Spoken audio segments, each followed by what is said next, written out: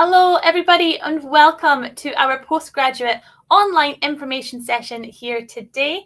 My name is Amy. I'm delighted to join you today to tell you a little bit more about some of the programs that we run here at the School of Social and Environmental Sustainability at the University of Glasgow's Dumfries campus. And today we are talking all things education. So I'm delighted to be joined by multiple members of our education team here in Dumfries, and we're going to tell you a lot more about some of the programs that we can offer here as part of the education subject area.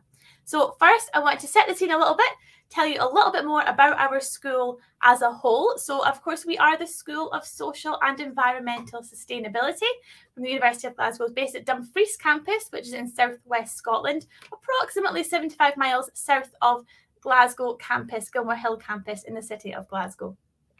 Our staff and students, we typically welcome them from across 40 countries across the UK and around the world here on campus every year. So we're a brilliantly international campus here in Dumfries, based in 85 acres of parkland at the Crichton campus. We are surrounded by what we like to call the living laboratory of Dumfries and Galloway, which includes our teaching garden. You can see a picture of that on your screen right now. That is literally on our back doorstep. But we have the entire region at our disposal, plenty of opportunity for you to get out there and experience the region as a whole and use that in your fieldwork, in placements and in research, everything you could possibly need right at your doorstep.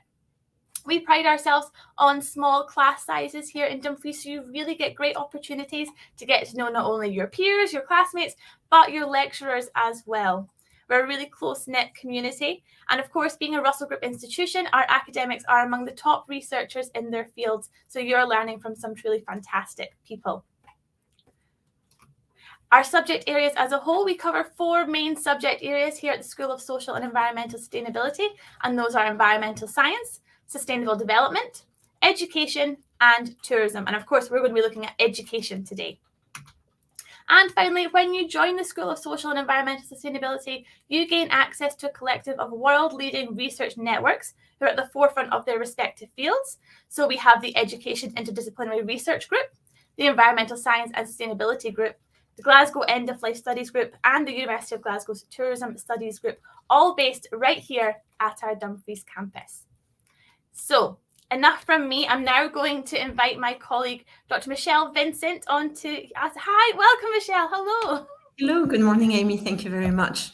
Okay, so I've got a few, there are some slides. My name is Michelle Vincent. I'm a lecturer in modern languages and education, and I'm also the co-subject lead for education at the School of Social and Environmental Sustainability here in Dumfries. So I'm just going to give you a little bit of an overview of the different programs, postgraduate programs that we offer. There are 4 of them, and then each of the program leads will tell you a little bit more about each of the programs. So the first question is, why would you want to do a postgraduate degree in education? And this may be because you want to become a teacher, but it could also be that you're already a teacher and educator or work in the field related to education and you want to enhance your practice. And we do have some postgrad degrees for whether you want to become a teacher or enhance your practice.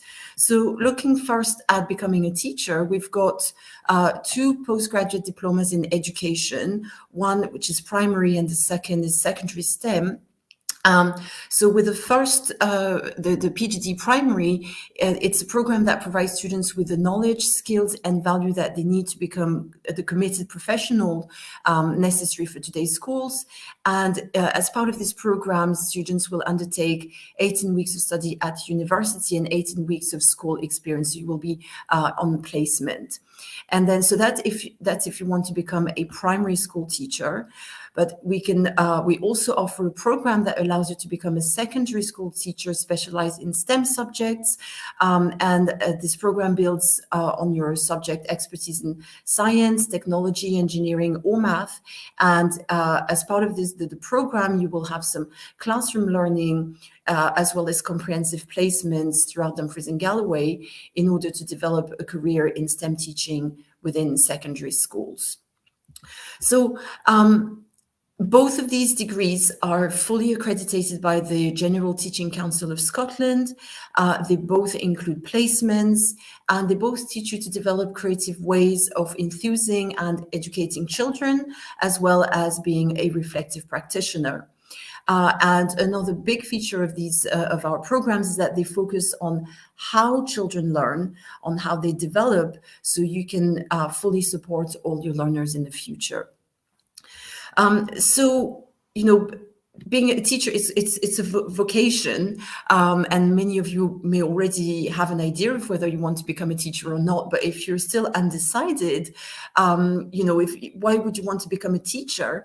It's a very inspiring and rewarding profession, as part of which you will share your knowledge with children and young people. You will discover new and inspiring ways to bring this knowledge to life. You will develop children and young people to be active citizens. You will really be shaping their futures, support their learning, seeing them grow and develop. And really a lot of teachers, I would say most of them, transform children's life, all the while working in a lively and diverse environment. So it's a very inspiring and rewarding profession. Now, the other two programs that we have are about enhancing your practice. So we've got an MSc Enhanced Practice in Education, who is aimed either at teacher, but also professional who work in fields related to education. So it could be social work or psychology, health and policy, for example. And this program equips students with the skills and the confidence to apply principles of practitioner-based inquiry in order to make effective changes in your place of work. So as part of this program, you will develop an expertise to initiate and influence positive working relationships across your organization and beyond.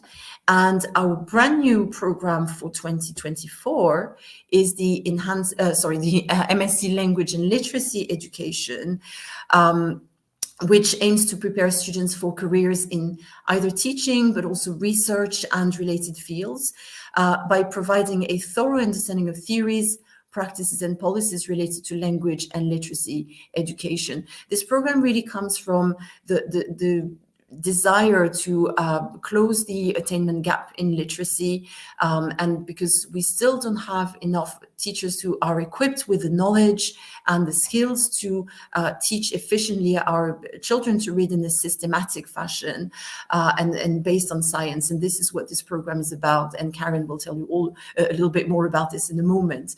So this master will produce graduates who are able to critically assess oral language and literacy interventions, pedagogy and assessment approaches, and it's relevant for teachers, educational practitioners, senior leaders, policymakers, and researchers. So just to finish, as part of whichever degree you choose, you will develop a range of graduate attributes. You will not only become subject specialists, you will also be investigative, be independent and critical thinkers, resourceful, responsible, effective communicators, and so on.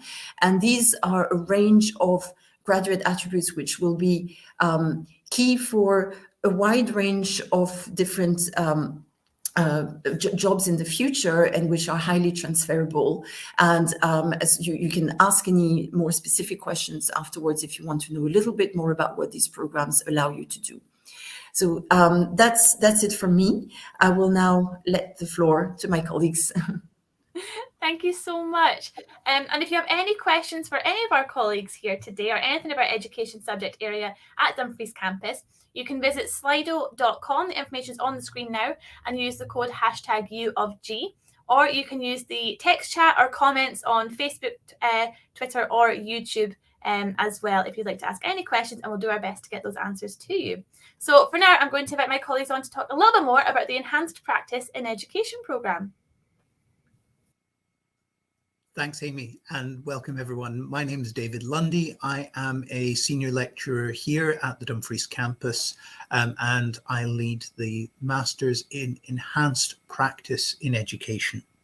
So the Masters in Enhanced Practice is aimed at experienced practitioners, so not just teachers. In the past, we've had social workers, people in adult education and further education, youth work, social care, even people from things like the police and pediatric medicine who've wanted to enhance their practice in the increasingly complex kind of multi-agency field of working with young people. So a particular strength of this program is that there is a core course on working in an interagency environment, which looks at practice not just within your own workplace context, but across all of these different professions and the increasingly complex global network of multi-level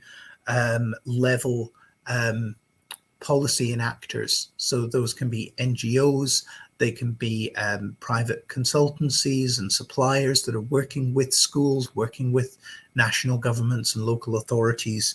So helping you to locate your practice within that more complex field. We also have elective courses that help to communicate policy impact across this complex environment. So critical thinking and communication, perspectives on pedagogy and professional knowledge. When I say this is aimed at experienced practitioners, we typically look for a minimum of a year of practice, because it is much easier for our students to apply the theoretical knowledge, it is quite theory heavy, to their practice if they have some context of practice. If you don't have that previous practice, then we're still open to you, and I'd encourage you to send me an email. We can discuss your application. The delivery model for the program is also designed around professional practice, so a combination of evening online sessions or online anytime learning, together with weekend intensive on-campus courses. So for each of the 6 courses in the program, there is one weekend, either a Friday and Saturday, or just a Saturday, just a Friday, where you would be here in Dumfries with the rest of the group, and that works really well because you get the sharing of professional expertise from across these diverse fields as well. So it's a combination of weekend intensive workshops and evening or anytime online learning, which allows people to work full-time while taking this course, either on a full-time or a part-time basis.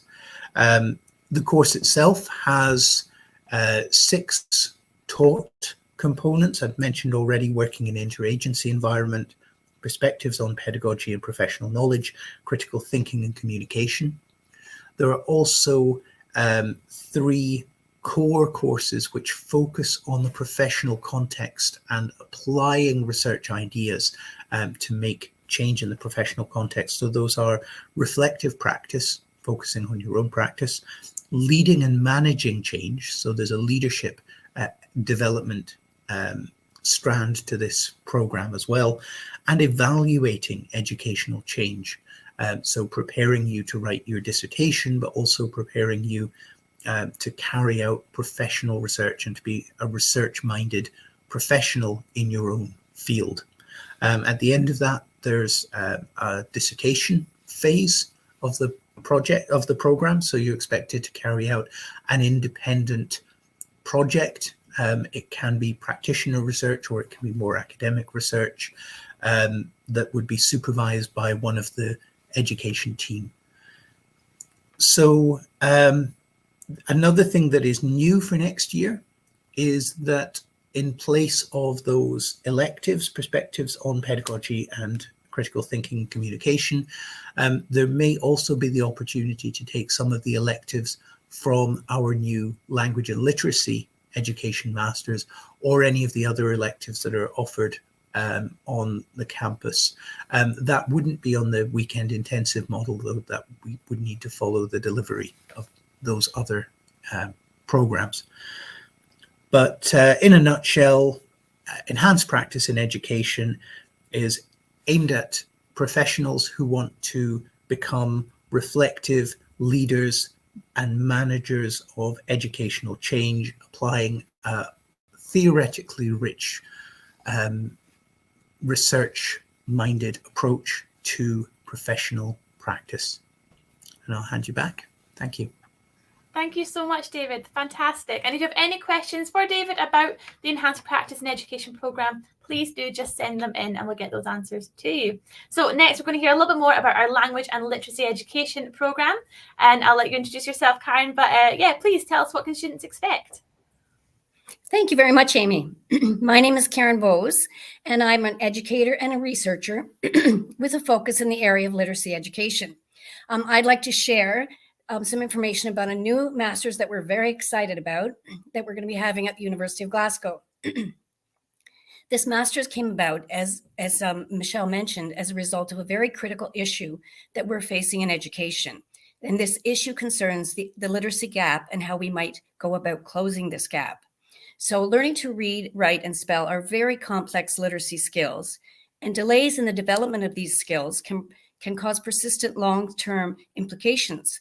And studies have shown that systematic, explicit instruction based on the science of reading has the potential to bridge this literacy gap.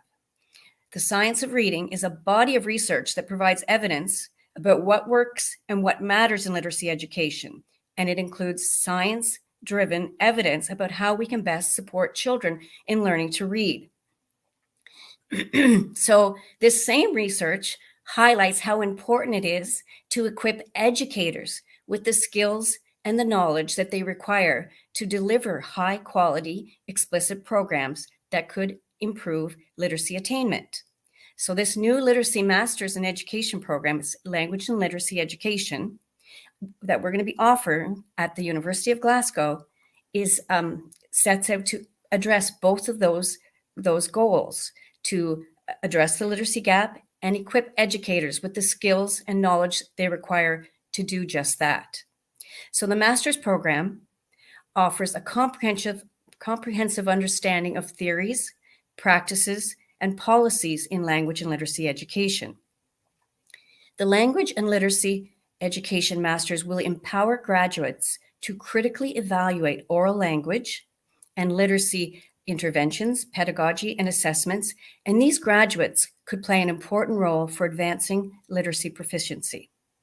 Students in the program will study theories of language and literacy development and assessment and instruction practices, writing, cognition, and learning, and they'll explore key issues in policy concerning language and literacy education.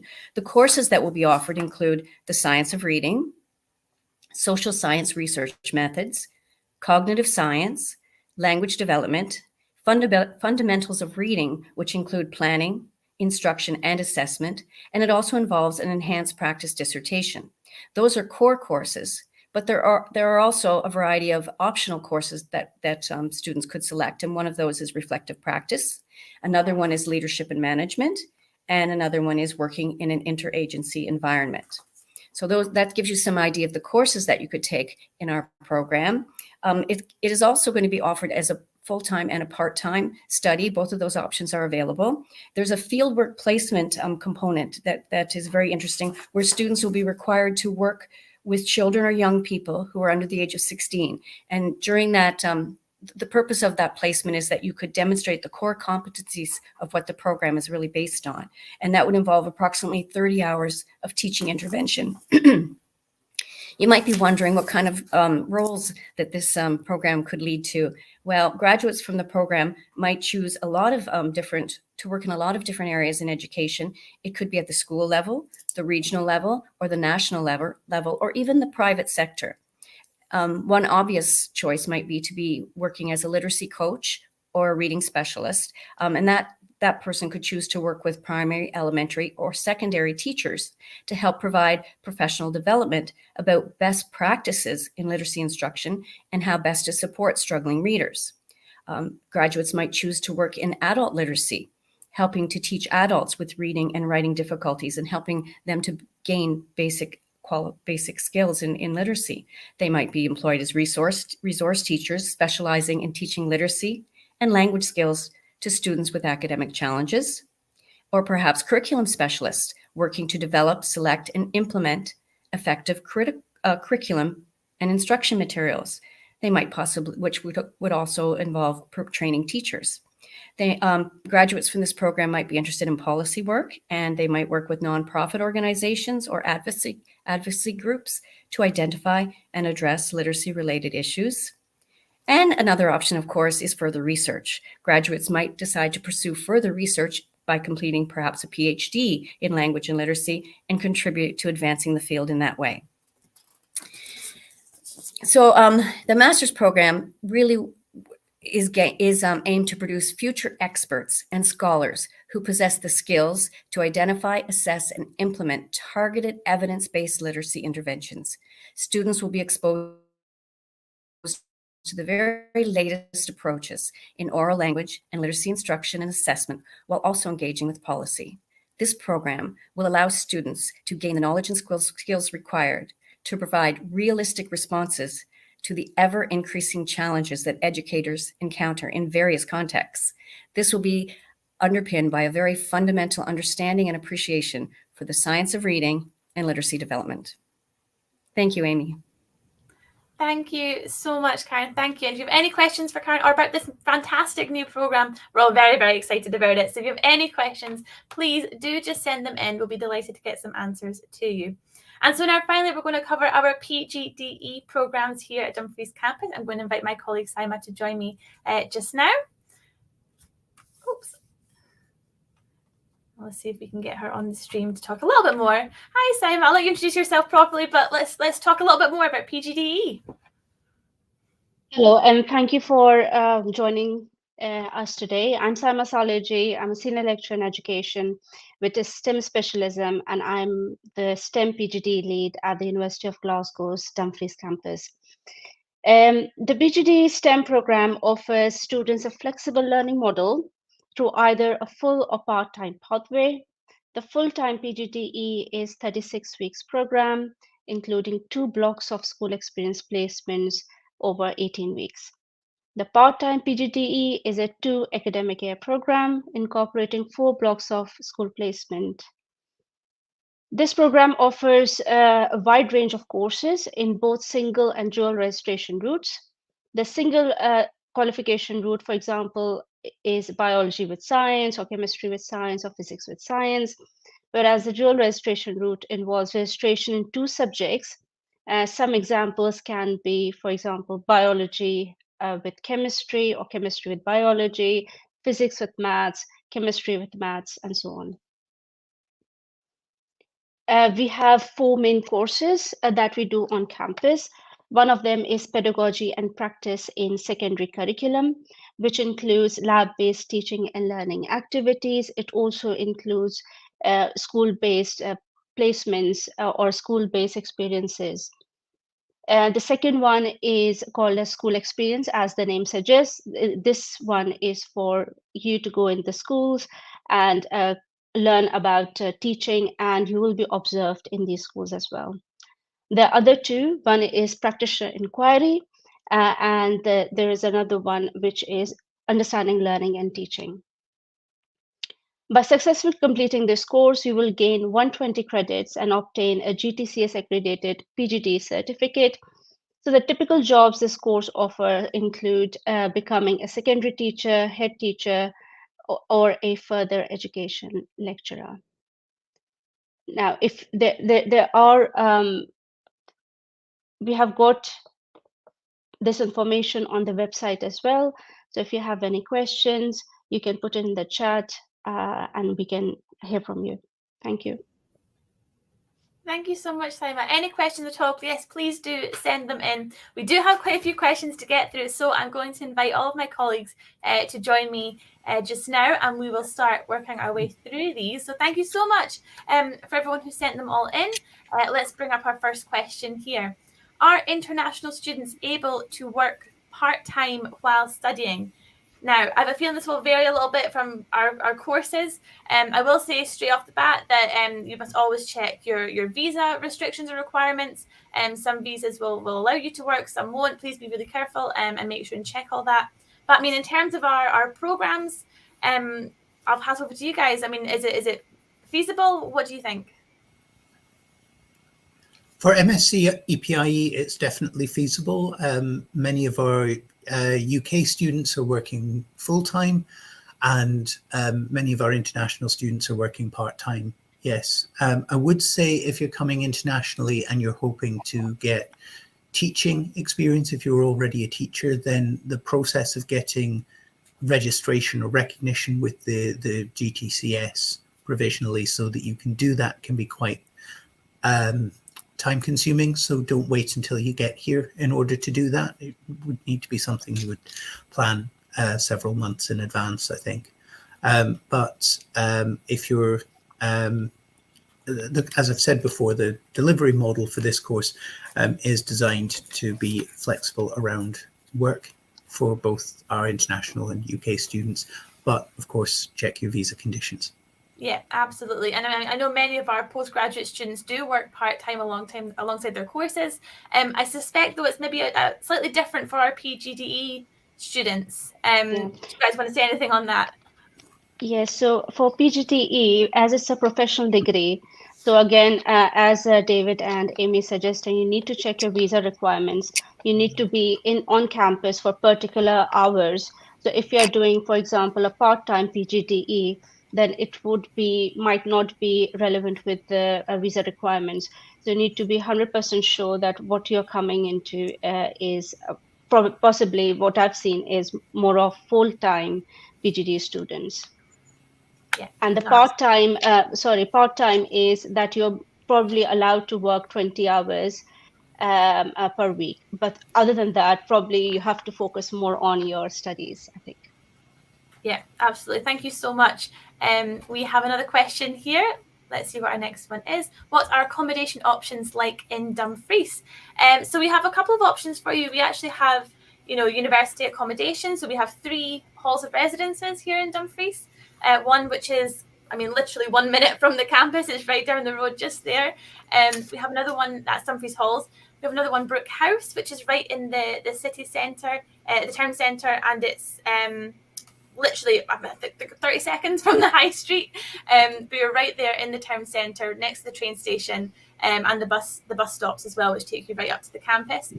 And we also have Laurie Now, which is our furthest away halls. That's maybe about a 40-minute walk.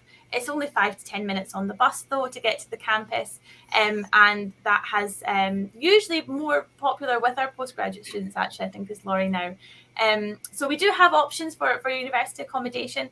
Of course, there's other options if you want to go private as well. We have student kind of housing kind of associations that aren't necessarily affiliated with the University of Glasgow, but they are, housing for students, like house shares and things like that. Or there's just private renting or accommodation as well. So we do have quite a few options for you. If you'd like any more information about that, though, please do just get in contact, and we'd be more than happy to help you out. Okay, next question. Oh, great one. What support is given while on placement? So I'll pass over to our PGDE experts. So for while you're on campus, we give you training. We give you training in terms of behavior management, classroom management, so many other stuff. At the same time, when you're in school, you will all have a school mentor, and the university tutor and the school mentor are very much aligned. We all talk to each other, we help, we support the students as much as we can. So it's not like isolated kind of support. It's a dual kind of support, and our PGD students have been very happy with the placement and these placements. I just want to mention that these placements are in Dumfries and Galloway, which is another positive point, because you have a range of diverse schools around this area.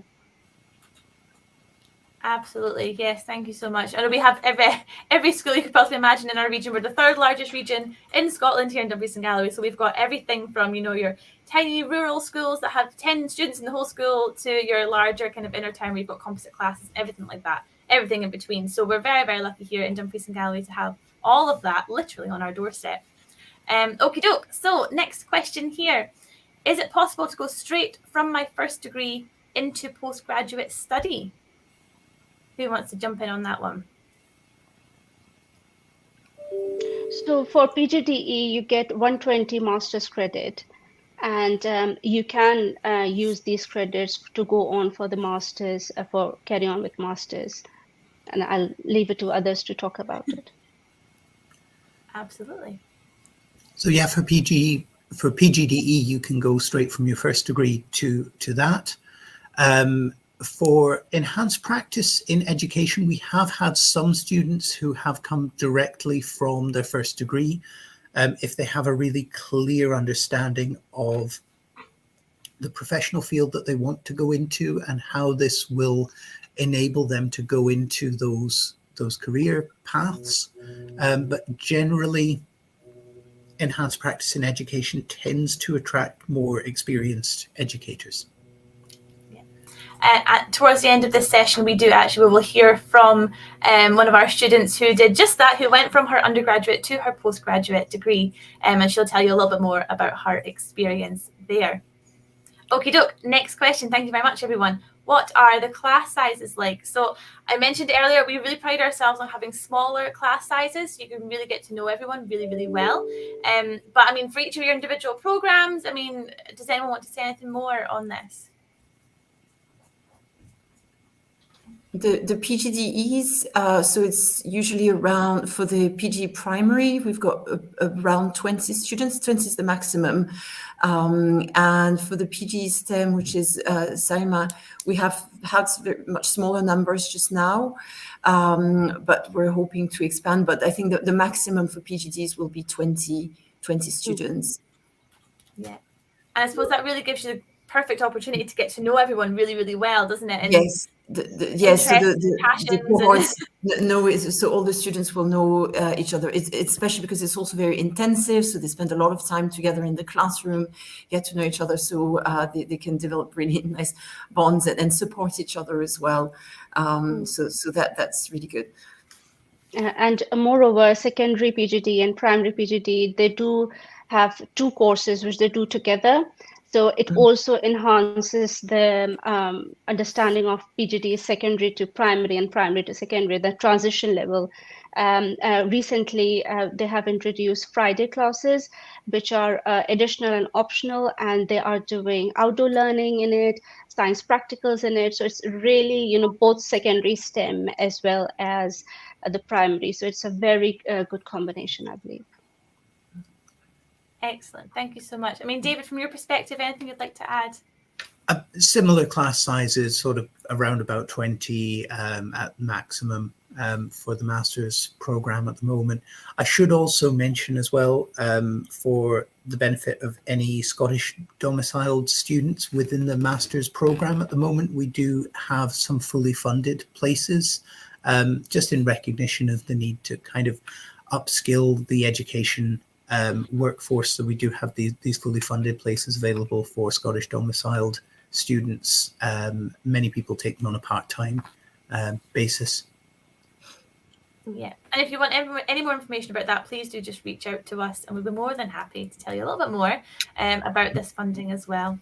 Okie doke, next question. Oh, do reading lists get shared before classes start? I love the enthusiasm.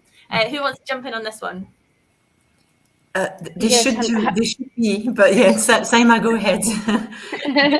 Yes, there should be. And in addition, we also try to upload our PowerPoint slides with some notes on it, or if there are any practical activities, any hands-on activities, we make sure that it's online so that students come prepared. Some of the students, they like printed copies. So it's another way that if we upload it earlier, they can print it off, or they can request a printed copy from us.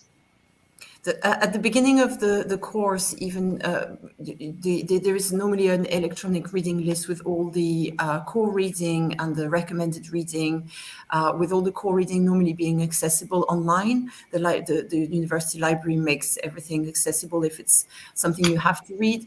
And then the lecturers will normally tell you between 4 and 7 days in advance what the reading will be for the following class.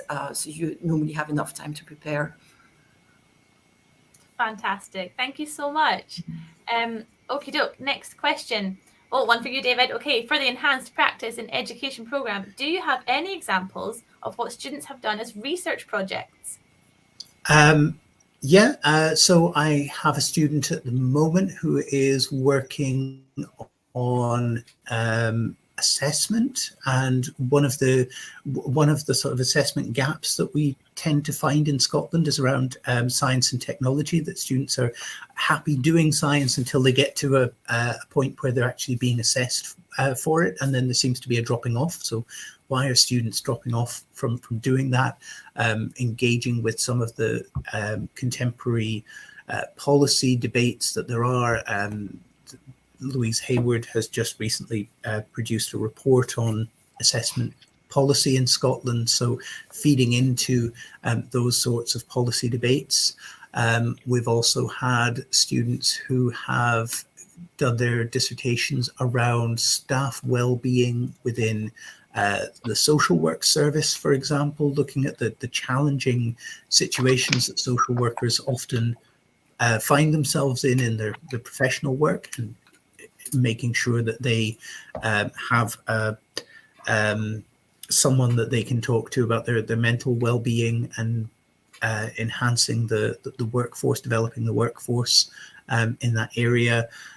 So a whole range of different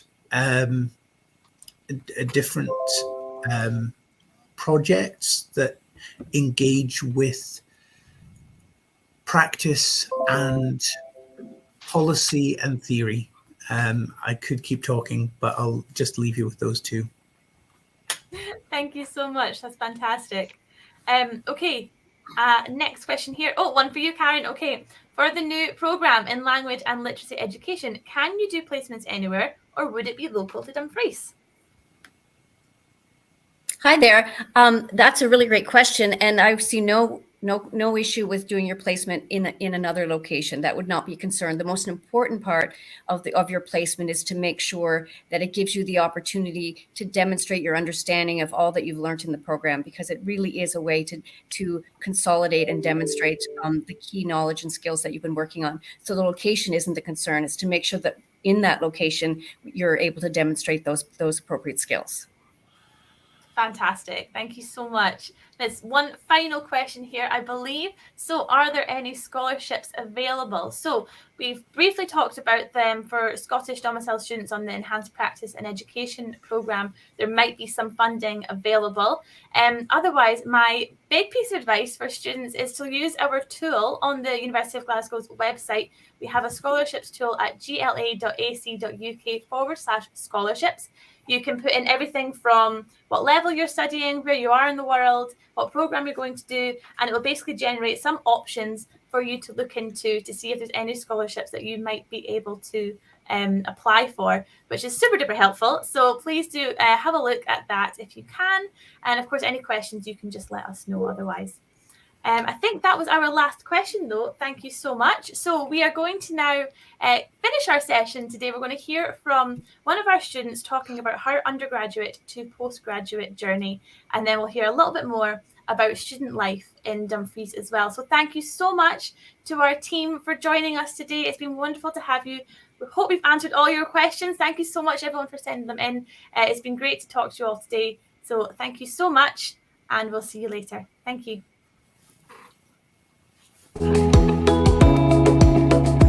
My name is Erin and I am a student at the University of Glasgow. I did my undergraduate degree here and I actually stayed on to do my postgraduate degree. I started out studying primary education here at the Dumfries campus, and so I'd really developed a love for the academic side of just this university because I was currently doing my dissertation, and so the idea of potentially doing a postgraduate programme just kind of came to me. I went to my advisor and she gave me that helping hand to kind of take me through the process. And I think that's a really lovely part about coming from undergraduate to postgraduate, is you already have that support network there. It was just a really smooth process actually, and I definitely felt supported the whole way through, which I think is really important. I think the main reason why I chose to stay here is because I'd already fallen in love with the campus, but it's mainly the people. I'll be honest, I felt so supported here all throughout my undergraduate programme. that I knew that doing a postgraduate program here would be a great step for me. Having that support network and also just that happy, positive energy, I knew that that would continue through to postgraduate because I'm working with similar people. I would definitely recommend a postgrad. If you're a little bit unsure, I would definitely recommend even having a look at it. Speak to your lecturers, speak to people and just say, I'm thinking about a postgraduate program. What are your thoughts? Your lecturers, other postgraduate students that might be on the campus, they are the best people to talk to about everything there because they were once in your shoes. The postgraduate courses are a great way to look at your options and they can open so many other doors, which is what I needed at the time because I didn't know what door I wanted to go through. So it wasn't just me pursuing one path, it was so many paths are now open to me because I made that decision.